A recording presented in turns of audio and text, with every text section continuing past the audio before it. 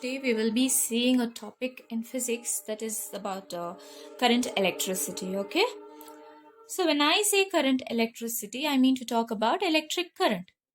Okay, so what is an electric current? What is an electric current? So electric current is nothing but the flow of charges in a closed circuit. In a closed circuit, the flow of charges in a closed circuit over a specific time. Say, for example, in 1 second, how much charges are flowing through the circuit is called as an electric current. So, in order to understand what is an electric current, you must first understand the concept of a charge. You must first understand the concept of charge. Okay, so what do you mean by a charge? When two bodies are rubbed together, there are transfer of electrons from one body to another. So when two bodies are rubbed together, there are transfer of electrons. Say if body A and body B are rubbed together, there are transfer of electrons happening. Okay, transfer of electrons takes place. When I say transfer of electrons, I mean to say that one body is losing electrons while the other body is gaining some electrons. If body A loses electrons, which means there is some deficiency of electrons, as in when it keeps losing, there will obviously be some deficiency of electrons here. Okay, while there is gain of electrons here, which means there are excess electrons, okay, present in this body. This has loss of electrons, deficiency of electrons. Hence, since there is some loss of electrons here, the number of positive charge in this body will increase, right? And that's obvious. You are losing electrons, the number of holes will increase. Holes are nothing but the positive charges will increase. Hence, I will call this body as positively charged body. While this, which has excess number of electrons, will become a negatively charged body. Okay, so now how do we measure this charge? How do we measure this charge? We need a unit to measure charge, right? The SI unit to measure a charge is Coulomb.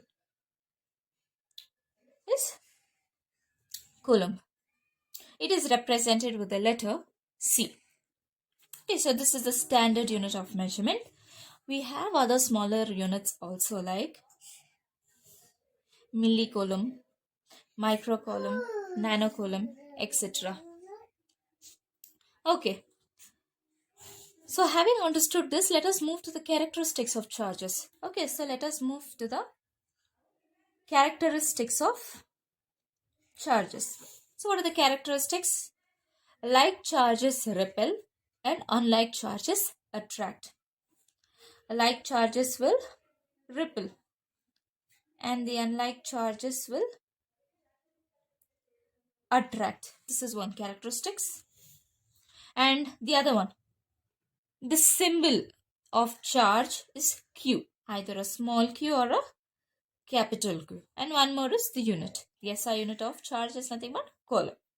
Okay, so when I say the body is charged, okay, I mean to say that there is either loss or gain of electrons. So what am I talking about here? Number of electrons. So based on the number of electrons, okay, you can find out what is the amount of charge present in one body. The number of electrons will tell you the amount of charge present in one body. So what will be the formula of charge? It will be either plus or minus number of electrons present in that body. Here, E is a fixed value. E is a fixed value. So what is E here? The charge of one electron. The value of charge of one electron is E. So the value is minus 1.6 into 10 to the power minus 19 coulomb. This is the value of one electron, charge of one electron. What is N here? N is number of electrons. Q is nothing but charge. So this will be the formula of a charge. Okay. Now there will be a question here. Okay. If Q is equal to 1 coulomb. Now the charge present on the body is 1 coulomb. Okay. Then how many number of electrons will be present in the body. Okay, so you have to use the formula here. Q is equal to Ne, where Q is one coulomb. Number of electrons you need to find out. E is a fixed value. E is a fixed value. Okay, so it is, what is the value of E? 1.6 into 10 to the power minus 19 coulomb. So it is 1 by E, you have to transpose here, right? Only N is the unknown term, so you will retain it in the RHS. Rest all you will transpose here. So it is 1.6 into 10 to the power minus 19. Okay. So this much of electrons are present in that body, which has a charge of 1 coulomb. So when you solve for N, you will get 6.25 into 10 to the power 18 number of electrons are present in this body, which has 1 coulomb charge. So having understood this, let us move to understand what is current. What is current? So initially I told you, what is current? Rate of flow of charges. Okay. So when I say rate, it means I include time here. So the number of charges that are flowing through the closed circuit over a specific time. So what is current? Charge over specific time. Okay. This will be the formula of a current. So now what is the SI unit of current? What is the SI unit of current? Okay. So what is the SI unit of Q? SI unit of Q is coulomb. SI unit of time is second. So current you can measure in terms of coulomb per second. There is a special name given for this coulomb per second. That is called as ampere. That is called as ampere, and it is represented with letter A. Okay, so this is the SI unit of current. There are certain smaller units of measurement also, like milliampere, microampere, etc.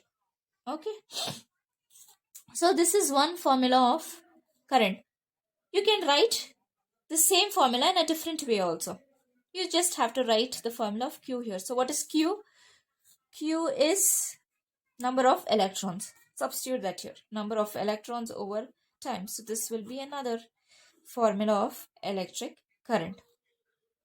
Okay. So now you have understood what is a charge and what is a current. Okay. Now let us move to the flow of current. Okay.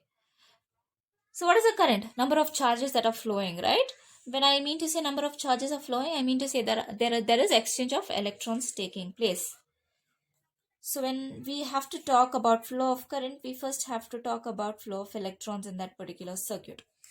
Okay, electrons always move from the negative point to the positive point.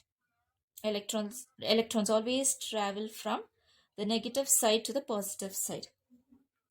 If electrons are traveling from the negative side to the positive side, the flow of current is always opposite. You always have to remember the flow of current is always opposite to the flow of charges. Okay, flow of current is always opposite. Current always travels from the positive terminal to the negative terminal. So, rate of flow of current is always opposite to the flow of charges. You need to remember this. Okay, now let us move ahead and understand the concept of potential and potential difference. Okay, so what is the English meaning of potential? It is the capacity to do work. Okay, when I say this body has the potential to do work, I mean to talk about the capacity of this body to do work in future. Okay, similarly, what is potential in terms of electricity? The potential at a point is defined as the amount of work done per unit charge in bringing a positive test charge from infinity to that point. Okay. To understand, let us take an example. Okay. So let A be the potential. Okay. Let A be the potential and B be the positive charge. Okay. So A is the potential of this positive charge to do work. It is the capacity of this charge to do work in future. Okay, and let us take a positive test charge which is placed at infinity. Now, the amount of work done per unit charge in bringing this positive test charge from infinity to the point, to that point, is called as potential. Okay, it is denoted by the symbol V. It is denoted by the symbol V, and it is a scalar quantity. So potential is a scalar quantity. So what is the definition of a potential? I said it is the amount of work done in bringing this positive test charge to this point. Okay, so what will be the formula of potential? It will be work done per unit charge. Work done per unit charge. Okay, so this will be the formula of potential. Now, what is the unit of this potential? Unit of potential will be, okay, so what is the unit of work? Joules, right? Unit of charge is coulomb. Unit of charge is coulomb. What will be the unit of potential now? It will be joules per coulomb, right? There is a special name given for this. That is nothing but volt. Volt is a special name given for this potential. This is the SI unit of potential. So what is SI unit of potential? It is volt. Okay. Now, having understood what is potential, let us talk about potential difference. Okay. So what is the potential difference? When I say difference, I am comparing two potentials here. Say if A is the potential of a charge, say some positive charge, and B is the test charge. B is the test charge. Okay, it is a positive test charge. What is the difference, potential difference between these two charges? It is nothing but potential of A minus potential of B. I am comparing two quantities, two potentials here. Okay, so it is VA minus VB. The resultant also will be in terms of potential. Okay, so the formula of potential difference will also be work done per unit charge. Okay, which means this is also measured in terms of joules per coulomb, and the SI unit will be volt itself. Okay, now let us understand what is resistance. What is resistance? What is the English meaning of resistance? Resistance means you are stopping something, that's stopping force. The retardation force, the retardation force. Okay, now there is flow of current in a body. The current is freely moving. There is some force which is stopping this free movement of current. Okay, it is giving some resistance, the obstruction offered to the flow of current. Okay, now who will offer this resistance? It is the conducting material itself. Now say we have this copper wire inside a wire. Okay, inside the insulated wire we have copper wires. Okay, when current is moving through this conducting material, there will be some kind of resistance offered by this material. Okay, when current is flowing, there will be some heat generated into it. Okay, which means the energy transfer is happening here. So if you give some amount of current, you won't get the same amount of current outside. Why? Because some amount of current is being transferred into different form of energy. Okay, there was some obstruction offered to the flow of current. Okay, so it is the conductor itself which will offer some amount of resistance. Okay, so now what is the cause of resistance? What is the cause? To understand this, let us take a small piece of wire. Let us take a small piece of wire. Okay, say we have some amount of positive charges over here in this wire, and some electrons are also present here. Okay, initially let us consider a condition where we haven't applied any potential difference. We haven't connected this wire to a power source. Okay. In such conditions, when there is no potential difference applied, the electrons will start moving as they wish. Okay. Wherever they want, based on their, so it will start moving randomly. It will start moving in random directions, and it will start colliding with each other, and also it will also start colliding with the electrons itself and also with the positive ions. Okay, now for the same piece of wire where there were positive charges and the electrons, okay, now if we connect this to a potential difference, we have connected this to a cell. Okay, so this will be the positive terminal and this will be the negative terminal of the cell. So what will happen now? Electrons will start moving in one direction only, from the negative side to the positive side, from the negative to the positive. All the electrons will start moving in one single direction. Okay, so now when a potential difference is connected, say we have used a cell or a battery, then the electrons gets accelerated from the negative to the positive terminal, which means electrons have gained some speed. As and when they are moving, it has gained some speed. Okay, now I told you that electrons started moving in one direction. Okay, as they are moving, they will collide with the positive ions also, right? Now I told you that electrons have gained the speed and it started moving. Okay, as and when it started moving, collision is also happening here. Collision is also happening. Okay, so now if electrons are freely moving, the speed is very, very high. Now because of collision, what is happening is some amount of resistance is occurred here and the movement of electrons, the speed decreases.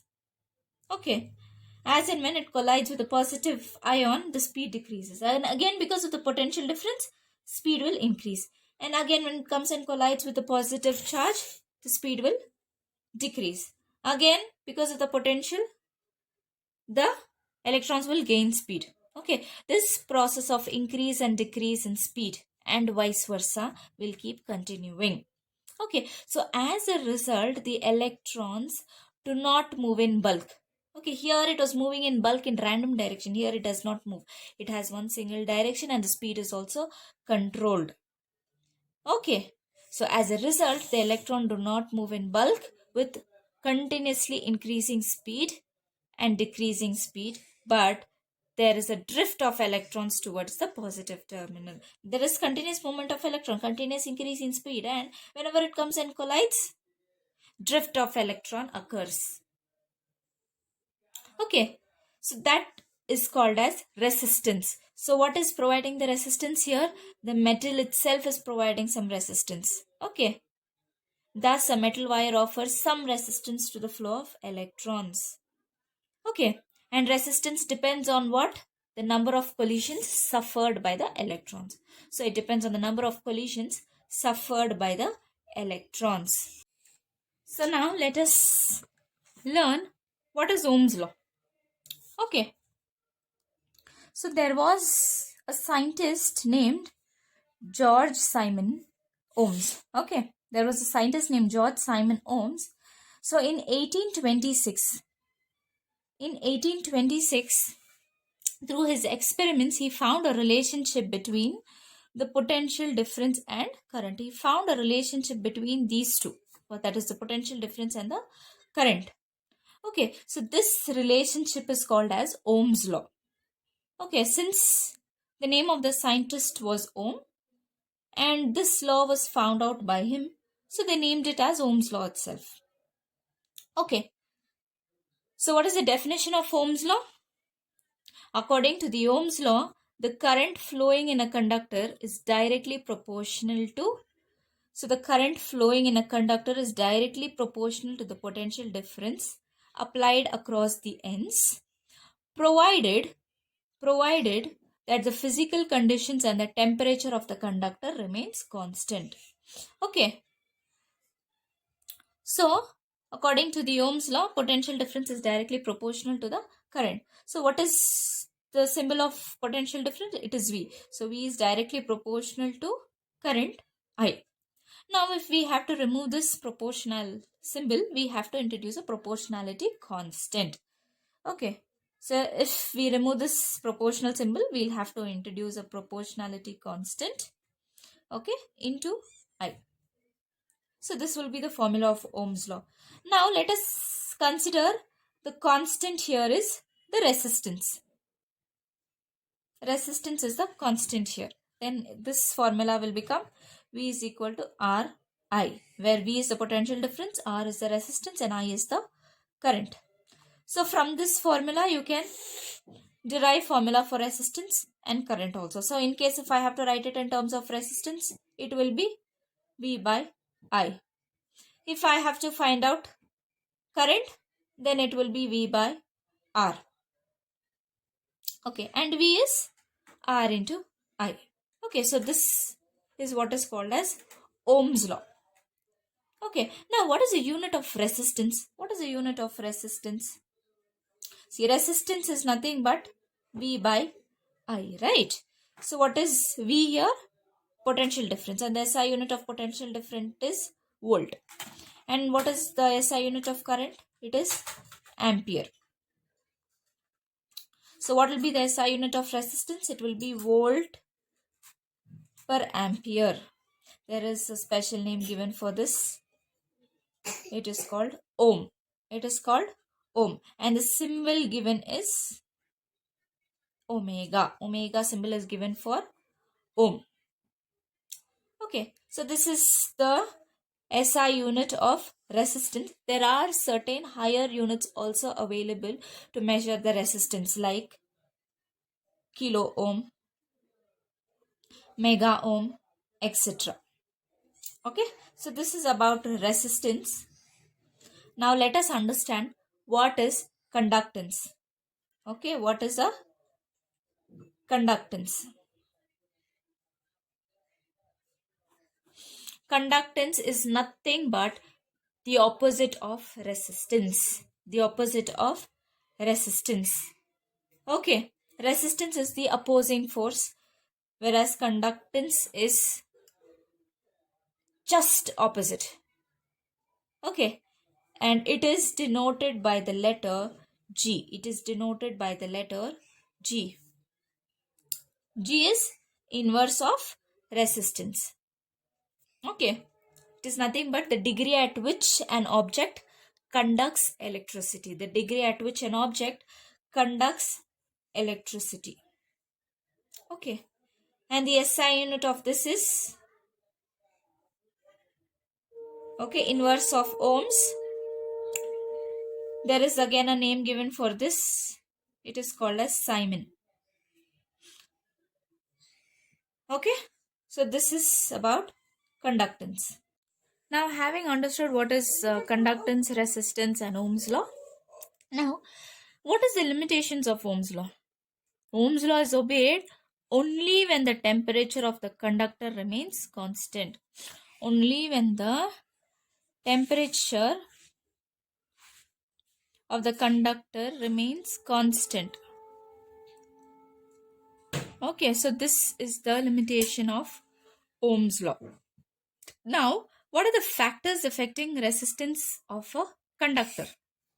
I told you the resistance of a conductor is given by the conducting material itself, right? So what are the factors that are affecting this resistance? First one is material of the conductor. So if the material changes, the resistance also changes. Different material offers different resistance. Okay. The second factor is length. If the length of the conducting material is more, okay, which means the number of particles in that material is also more. Hence, there is more resistance offered. Okay. Next, thickness. If the thickness of the conducting material is high, then the resistance will also be high. The fourth factor is temperature. Okay, if the material gets heated up, okay, if the material gets heated up, then the resistance will also vary accordingly. Okay, so at this point you have to understand that there are two types of graphs available. Okay,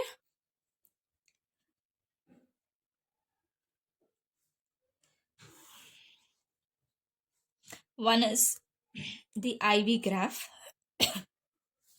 and the other one is the VI graph. So in an IV graph, current is plotted along y-axis and the voltage is plotted along x-axis. Whereas in a VI graph, current is plotted on x-axis and voltage is plotted on y-axis. Okay, so according to Ohm's law, what is the formula for resistance? Voltage by current, right? Voltage by current. So here we will get the resulting slope. Okay, whatever you get when you plot this graph will give you information of resistance. Okay, so when I say you get the information of resistance over here, this is just the inverse of this graph, right? So we will get the information of inverse of resistance. That is nothing but conductance. Conductance. Okay, and according to Ohm's law, since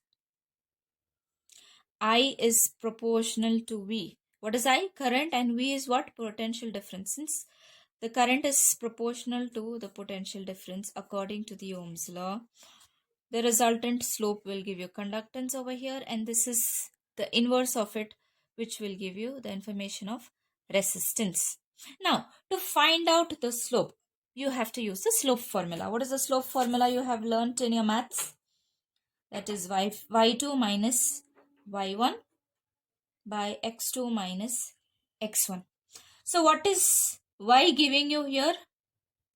Value of current.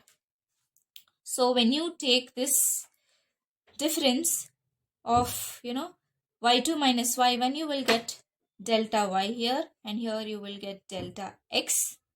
What is delta y? Delta y is nothing but current, and delta x is nothing but value of voltage. What is I by V? If resistance is V by I, when you take the inverse of this, I by V, you will get the information of conductance. Okay? Here, same thing. Write down the formula for slope, that is y2 minus y1 and x2 minus x1. This will give you delta y and this will give you delta x. What is delta y here? Voltage. What is delta x here? Current. So you are getting V by I. V by I is nothing but resistance. Now we will learn the experimental verification of Ohm's law. Okay. So before learning the experimental verification, you must know certain symbols which we use in the circuit. Okay, you have learnt this in class 9. Okay, so this is a symbol we use for an electric cell. Okay, so the shorter terminal line will represent the negative terminal, and the line which is a little bit longer will tell you this is a positive terminal. This is the symbol of a cell. Now, if we connect multiple cells together, it will form a battery. Okay, this is one cell, this is one cell, this is one cell, and this is one cell. So now we have connected multiple cells together, and this together is called as a battery. So if you see more than a cell, then this is called as a battery. Okay, now symbol of resistance is this. This is the symbol of resistance.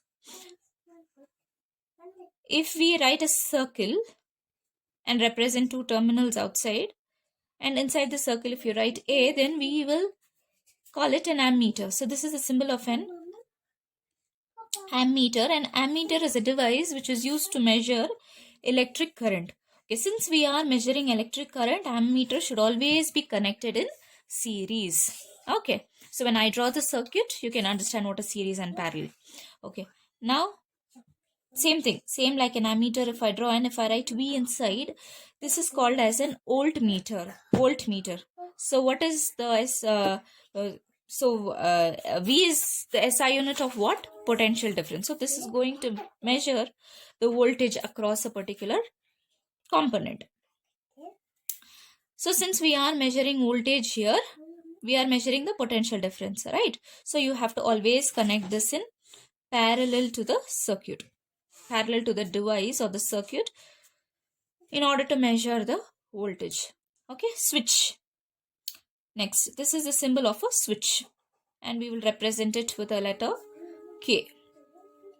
And we will use certain arrow marks in the symbol to represent the flow of electric current. Okay, now, so having understood all this, let us move to the experimental verification of Ohm's law.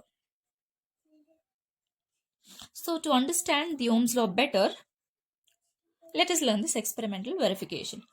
So you have to connect few components here. So first let us take a battery and let us connect the positive terminal of the battery to a rheostat. Rheostat is nothing but a resistor itself. So what is the symbol of resistance? This. So if we write the symbol of resistance with one more terminal here, then this is called as a rheostat. Rheostat is a resistor itself, but it is a variable resistor. You can adjust the resistance accordingly or to your wish. Okay, so now I'm going to connect a rheostat here. Rheostat is nothing but a variable resistor, and the symbol of that is RH. This is a battery B. This is the negative terminal. This is the positive terminal of the battery. Okay, now we will connect the moving part of the rheostat to an ammeter, and this ammeter is connected in series with the circuit. We will have one more resistor here and a switch over here.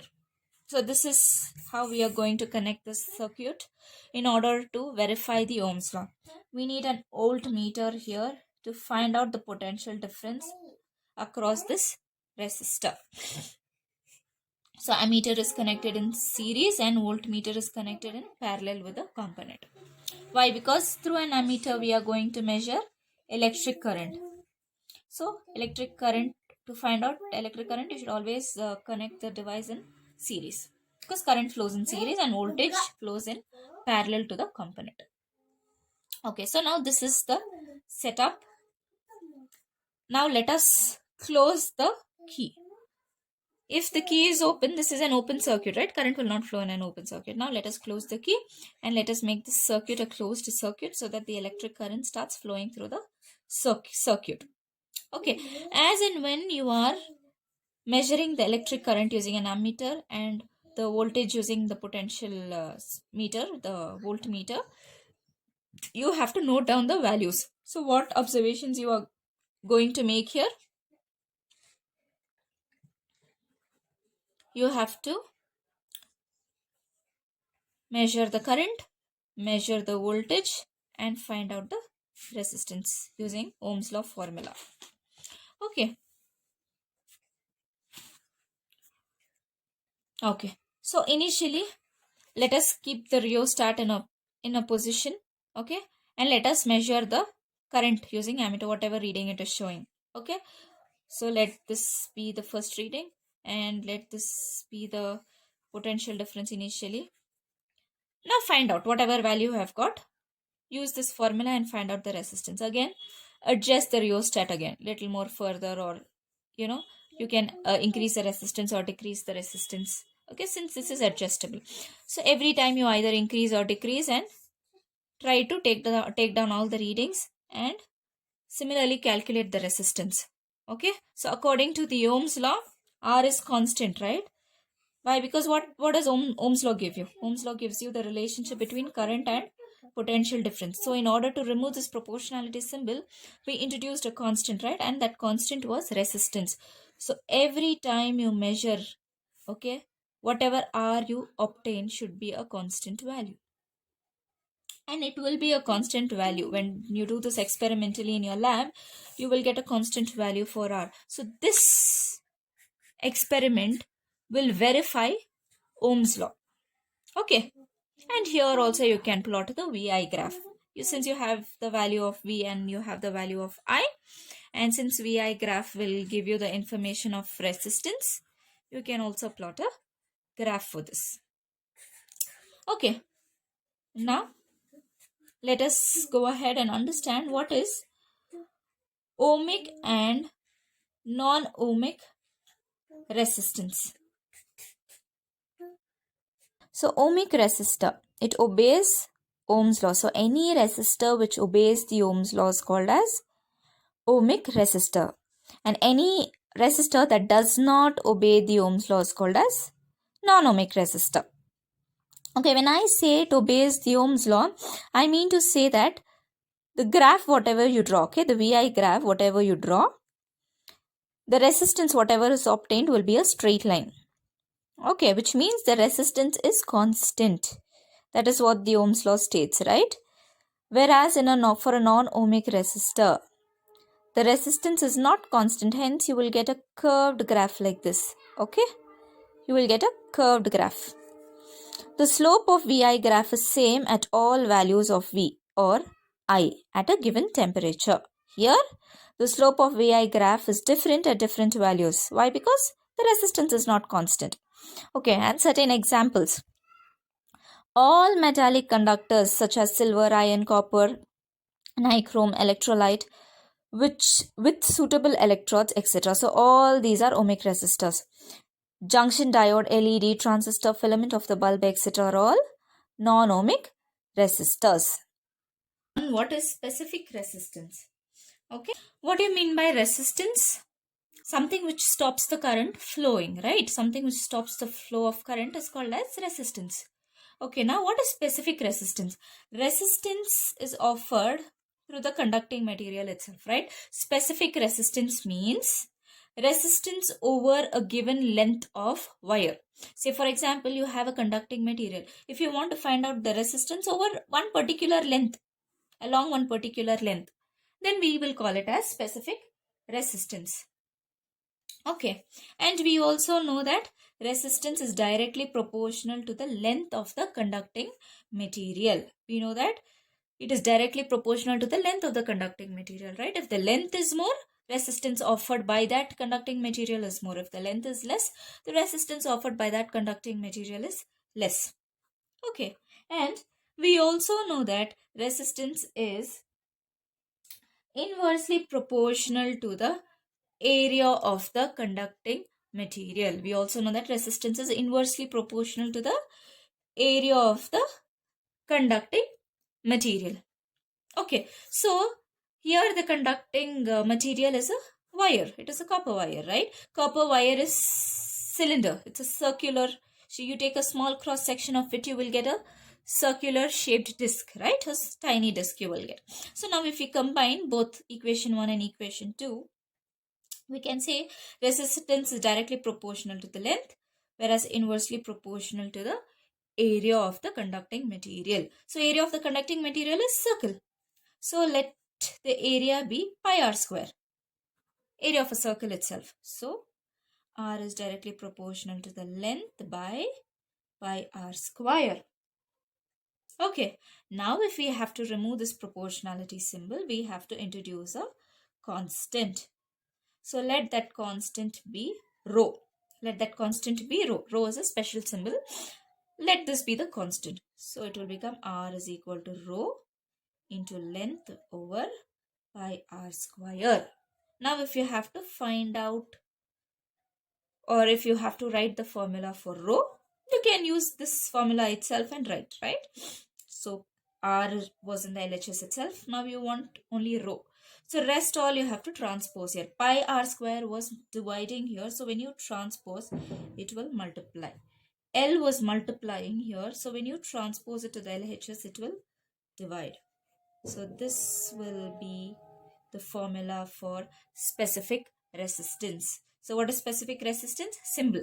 The symbol rho is called a specific resistance, and this will be the formula of specific resistance. Or you can also write it as, what is pi r square? A. So Ra by L is equal to rho, which is the specific resistance. Okay. Specific resistance is also called as resistivity. Okay. So now, having understood what is resistivity or specific resistance, both are same. Okay. Now, what is conductivity? What is conductivity? It is the inverse of resistivity. Conductivity is inverse of resistivity. So, inverse of resistivity here. Resistivity is represented using the symbol rho. So, when you take the inverse of that, you will get what is called as conductivity. Okay. And what is the SI unit? Rho is nothing but resistivity. It is resistance. So, here it is ohms and here it is ohm over the length. Ohm over the length. So, it is ohm per meter. Here it is SI unit of conductivity is Simon. So, it is Simon per meter. Understood? Now, let us understand what is superconductors. A superconductor is a substance of zero resistance. So, if any material offers zero resistance, if a conducting material offers zero resistance, then we will call it as superconductor. Okay. So, you have a conducting material, and at a very low temperature, the resistance of the conductor also becomes very, very low. It becomes negligible. Okay, when it becomes negligible, what happens to the conductance? It becomes infinite. Becomes very, very high. Okay, so such kind of materials are called as superconductors. Any material that offers zero resistance and infinite conductance is called as a superconductor. You have so many examples like tin, lead, mercury, etc. So all these are examples of superconductors. Okay.